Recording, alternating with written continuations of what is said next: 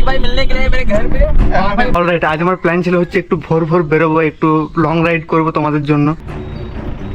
আমি চলে এলাম হচ্ছে আমাদের এই গুঞ্জন পার্কের সামনে। তো ইমরান ভাই নিয়েছিল হচ্ছে কিছুদিন আগে অল্টো, তো সেটা দেখার জন্য আজ একটু যাবো। যদি ইমরান ভাই ফ্রি থাকে তো একবার কল করে দেখবো। তারপরে আমরা কিন্তু ফরেস্টের রাস্তাতে এন্ট্রি করে নিয়েছি।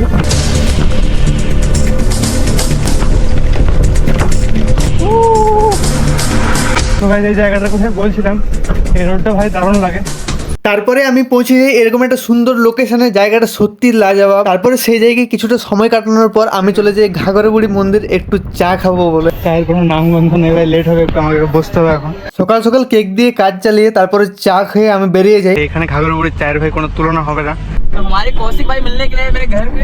और भाई बैठा हुआ था, कुछ काम ही कर रहा था, उसने पता बोला आपको लॉर्ड ऑल्टो देखना है। बोले चलो बैठ, देखना क्या है, चलो बैठ के घुमाते बैठो भाई। প্রথমবার আমি সামনে থেকে দেখছি ইমরান ভাই লর্ড অল্টো দেখে, ভাই দারুণ খুশি লাগছে।